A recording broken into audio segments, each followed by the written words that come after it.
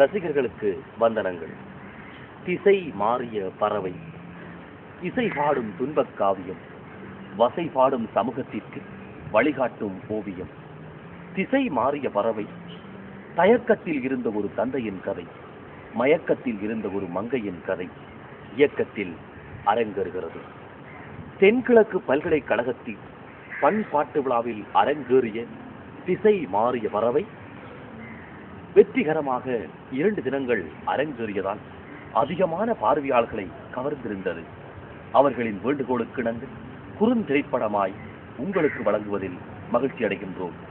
திசை மாறிய பறவை எனும் இந்த கிருமிநாசினி கலைகளுக்குத்தான், வேளாண்மைகளுக்கல்ல. இனி திசை மாறிய பறவை உங்கள் முன் பறக்கும், உங்களின் கண்களில் கண்ணீர் துரக்கும்.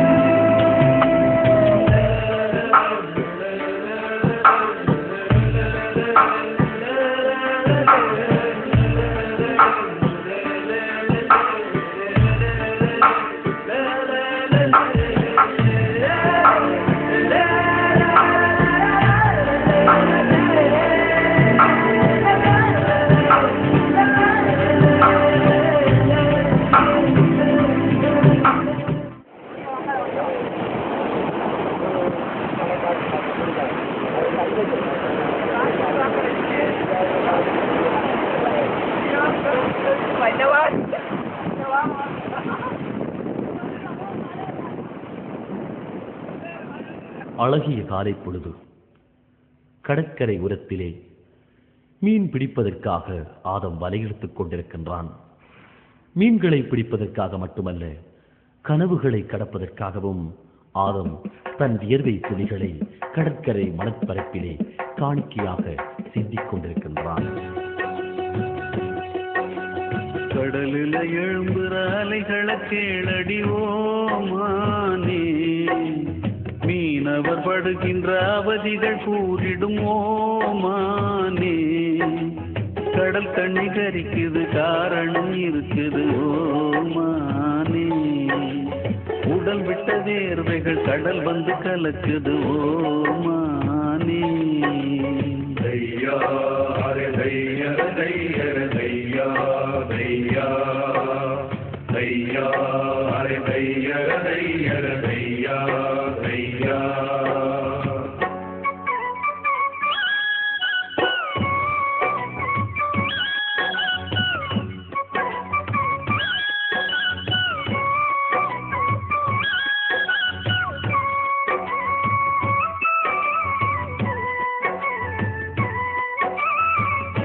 பூமரங்கள் எத்தனையோ பூமியில காய்க்குது, பாய்மரந்தான் நாங்க கொண்ட பட்டினிய தீர்க்குது. பிள்ளை குட்டி எங்களுக்கு பாசவலை வீசுது, எங்க சனம் மீன் பிடிக்க ஈரவலை வீசுது. ஊரை நம்பி வாழ்ந்திடாமே நீரை நம்பி வாழுறோம், கால் பிடிச்சு வாழ்ந்திடாமே மீன் பிடிச்சு வாழுறோம். மானே ஓ மானே. வியர்வை துளிகளை மணற்பரப்புகளில் காணிக்கையாக்கி உழைத்து களைத்த சோர்வோடு தனது வீட்டை நோக்கி வந்து கொண்டிருக்கிறார் ஆதம். ஆதம் ஒரு மீனவன், ஏழை மீனவன். தனது வாழ்வில் 2 கனவுகளை சுமப்பவன். தனது பிள்ளைகளான மகன் அன்வர், தனது மகளான ஹசீனா, இருவரையும் தனது கனவுகளாக சுமப்பவன். கடந்த சுனாமியிலே தனது மனைவியை இழந்து இந்த 2 கண்களுக்காகவும் உயிர் வாழ்ந்து கொண்டிருக்கின்ற ஒரு ஜீவன் ஆதம் இப்பொழுது வந்து களையாறை அமர்ந்து கொள்கிறார். மகள் ஹசீனா, என்ன சாதி படுக்க மகள், யூனிவர்சிட்டிக்கு போற உள்ள படுக்கிற படுக்கையா இது? யூனிவர்சிட்டிக்கு போற உள்ள படுக்கிற படுக்கையா இது? மனுஷன் ஒளிம்பி பாதி தொழிலும் செஞ்சிட்டான், உங்களுக்கு படுக்க, உங்களுக்கு படுக்க. மகள் தனியாக்கி தனியா வச்சுக்கிட்டு பாவம் மகள், என்ன படுக்கை. தனது மகளை செல்லமாக வளர்த்தவர் தானே ஆதம். தன் மகளை அழைத்தும் அவள் வரவில்லை. ஆனால் தனது மகன் நண்பர் தான் வருகிறான். அது எங்க அவ உழம்ப போறான். இது யூனிவர்சிட்டியில படிக்கிற பெரிய லெவல். அவ போல பொம்பளை பிள்ளைலாம் நேர காலத்தில் ஒளிம்பிக்கிட்டு சுபவு தொழுதுக்கிட்டு குருவான ஒதுக்கிட்டு எவ்வளவு அழகரிக்கி. இவன் என்னன்னா படுக்கு, யூனிவர்சிட்டிக்கு மட்டும் நான் காணுமா என்று தன் தங்கை மீது ஏனோ குற்றம் சொன்னவனாக, டே டே டே டே ஒண்ட வேலையை பாடுற, அந்த பிள்ளையில நீ தலையிடப்படாண்டு நான் நேரத்தில் சண்டான சொன்னேன். தந்தை குறுக்கறுத்து அன்பரின் வார்த்தைகளை அடக்கி விடுகின்றார். இல்ல பாப்பா, நீங்க இந்த ஹசீனாவுக்கு கடுமையா செல்லம் கொடுக்கீங்க. பொம்பளை பிள்ளைகளை முதல் யூனிவர்சிட்டிக்கு அனுப்புறதே தப்பு, நான் சொல்லி போட்டேன். இப்ப கண்ட இடத்துலாம் இந்த பொம்பளை பிள்ளைகள் பழுதாகிறத நம்மட சனம் கதைக்கிறது நீங்க கேட்கலையா என்று மகன் நண்பர் சொன்னதை கேட்டு ஆத்திரமடைந்தார் ஆதம். டேய் உடவு பைத்தியமாடா, பொம்பளை பிள்ளாண்டா படிக்கப்படான்னு இருக்கடா. பொம்பளை பிள்ளாண்டா நான் அடுப்படிய மட்டும் கிடக்கிற ஆளை நினைச்சிட்டியா நீ? அதெல்லாம் ஒரு காலம். பொம்பளை பிள்ளைகளும் படிக்கணும், ஒன்றை வேலையை பாரு நீ. மகனை அதட்டி விட்டார். அப்பா ஏன் கோவப்படுறீங்க? நான் தங்கச்சி படிக்கப்படான்னு சொல்லல, தங்கச்சிக்கு ஒரு மனைவி செல்லம் கொடுக்குங்க, அதால இந்த பிள்ளைகள் மற்ற பிள்ளைகள் மாதிரி பழுதாயிடுமே என்று பயம். அந்த பயம் எனக்கு மிதிக்கு. ஆனா அவ ஆறு ஆதம் பெத்தமாள், அவள் கௌரவம் அறிப்பாள் என்று தனது நம்பிக்கையை அன்பரிடத்திலே சொல்லிக் கொண்டிருக்க ஹசீனா எழுந்து வருகிறார். என்னவாப்பா இந்த நானாக்கு சும்மா இருக்கோன்னா எப்ப பார்த்தாலும் என் மேல கோபம்தான் என்று ஹசீனா இப்பொழுதுதான் பொழுது புலர்ந்ததை கண்டு எழுந்து வருகிறாள். அதில் நீ என்ன படுக்கிற உன்னை பிள்ளை பிள்ளைகள் எல்லாம் எழும்பி இந்நேரம் எப்படி உஷாராகி தெரியுமா? இந்த படுக்க உனக்கு சரி வராது. யூனிவர்சிட்டிக்கு போறான்னு சொல்றியே, இப்போ உனக்கு இன்றைக்கு யூனிவர்சிட்டி இல்லையா? இன்னைக்கு நான் லேட்டாகி தான் போவேன். அதான் நான் கொஞ்சமாவது இந்த வீட்டில் நிம்மதியே இல்லை என்று சொல்லிவிட்டு அவள் அவ்விடத்தை விட்டு நகர்ந்து விட்டாள். ஆனால் அன்வர் அவ்விடத்தை நகர்வதற்கு முன்னர், வாப்பா நான் சொல்லி போட்டேன், பொம்பளை புள்ள மாதிரி வளர்க்கணும், படிக்கிறோன்னு சொல்லி போட்டு இந்த பொம்பளை பிள்ளைகள் எல்லாம் இந்த இஸ்லாத்தை மறந்து குர்ஆனை மறந்து அல்லாஹ்வை மறந்து இன்றைக்கு போற போக்கு அல்லாஹ் இந்த வாயால சொல்ல மாட்டேன். நான் நம்மளோட பிள்ளையை நாம கவனமா பார்த்துக்கணும்.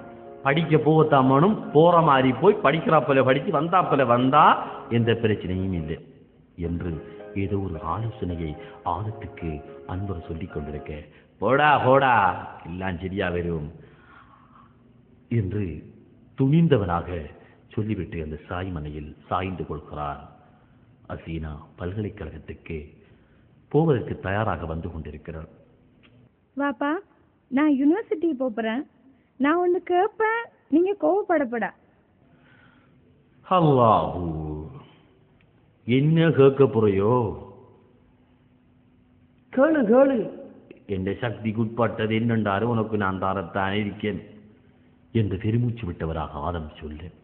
இல்லை வாப்பா, எங்களோட யூனிவர்சிட்டியில் இந்த எல்லா ஃப்ரெண்டுக்கும் ஃபோன் இருக்கு. எனக்கு மட்டும்தான் வாப்பா ஃபோன் இல்லை.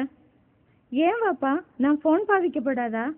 எங்கள் வாப்பா ஒரு மீனவன், கடற்கரைக்கு போகிறவனேண்டா நான் ஃபோன் பாவிக்கப்படாதா? யூனிவர்சிட்டியில் படிக்கிற எல்லாருக்கும் ஃபோன் இருக்கு வாப்பா என்று சொல்லிக் கொண்டிருக்கும் பொழுதே அன்வர் திடீரென்று வந்தான். ஜே, இந்த ஃபோன் கணல் அங்கே எடுக்கிட்டு வாப்பா குழப்பப்படா, சரிதானே? நம்மளோட வசதிக்கு ஏற்ற மாதிரி இருக்கணும். இந்த 10,000 ரூபா கொடுத்து ஃபோன் வாங்க, அது வாப்பா கிட்ட காசு இருக்கா? உனக்கு மூலங்கள் இல்லையா? நீ படிக்கிற உள்ளா என்று தூக்கி எறிஞ்சு பேசினான்.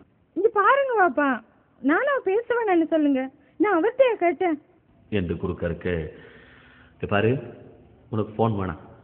இங்கே ஃபோனை வச்சுக்கிட்டு இங்கே பொம்பளை பிள்ளைகள் பலதாகிறது எனக்கு தெரியும். அவனோட கதைக்கிறது, இவனோட கதைக்கிறது, தேவையில்லாத விஷயங்களை பார்க்கறது. இன்னைக்கு இஸ்லாத்தை மறந்து இந்த ஃபோனுக்குள்ளேயே கொஞ்சம் பேர் வாழ்ந்துட்டு இருக்காங்க. இது வேணா ஆசினா விட்டுட்டு போ என்று சொல்லிக் கொண்டிருக்க ஆதம், டே டே ஃபோன் அவன் என்னைட்ட கேட்கா, நீ போ, நான் பார்க்க, நீ போ போடா என்று அன்வரை மீண்டும் அடக்கி அனுப்பிவிட்டார். மகள், உனக்கு போன் தானே வேணும், நான் வாங்கித்தாரேன். 10,000 இல்ல 10 லட்சம் என்றாலே நான் வாங்கித்தாரேன். ஆனா உண்டு, என் ரோஷத்தை காப்பாற்றணும், என் கௌரவத்தை காப்பாற்றணும். நான் உனக்காகத்தான் வாழ்றேன். அல்லாஹ் மீது சத்தியமா சொல்றேன், இந்த கடல்ல கிடந்து நான் ஆடுறது இந்த பிள்ளைகள் நல்லா வரணும். இந்த யூனிவர்சிட்டிக்கு போய் ஒழுங்கா படிச்சு ஒழுங்கா பேரோட நீ வந்துடணும். இந்த பேரெடுத்து நீ என்ற கௌரவத்தை அழிச்ச இந்த மையத்தை தாண்டி பார்க்க, இந்த மையத்தை தாண்டி பார்க்க. என்னவாப்பா நீங்க இப்படி எல்லாம் பேசுறீங்க? உங்களோட பிள்ளை உங்களுக்கு தெரியாதா? நீங்க கீறின கோட்டை நான் தாண்ட மாட்டேன். நான் எதையுமே மறக்க மாட்டேன். நான் மாற மாட்டேன், நான் மீற மாட்டேன். சத்தியமா சொல்றேன், உங்களோட பிள்ளை ஹசீனாவா தான் இருப்பா. என்ன நம்புங்க வாப்பா என்று அவள் தாழ்மையாக கேட்டுக்கொண்டதை நம்பிக்கொண்டவனாக, அது போதும் எனக்கு, நீ போ, நான் பார்த்துக்கிறேன். எந்த ஓடியாருக்கிட்ட போய் எத்தனை லட்சம் என்றாலும் நான் வாங்கியாந்து உனக்கு தேவைப்பட்டதை வாங்கித்தாரன், நீ போ என்று தன் மகளுக்கு மகிழ்ச்சி கொடுத்து அனுப்பி வைக்கின்றார்.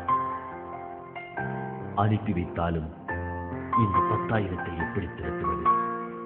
கடலில் கிடந்து ஆடி ஆடி ஒரு நாள் முழுக்க உழைத்தாலும் 300 ரூபாய்க்கு மேல் உழைக்க முடியாத ஆதம் எப்படி 10,000 திரட்டப் போகிறான்? யோசித்துக் கொண்டே தனக்கு போடியாராக இருக்கின்ற, தனக்கு வாரி வழங்கிக் கொண்டிருக்கின்ற காதராஜியிடம் செல்கின்றான்.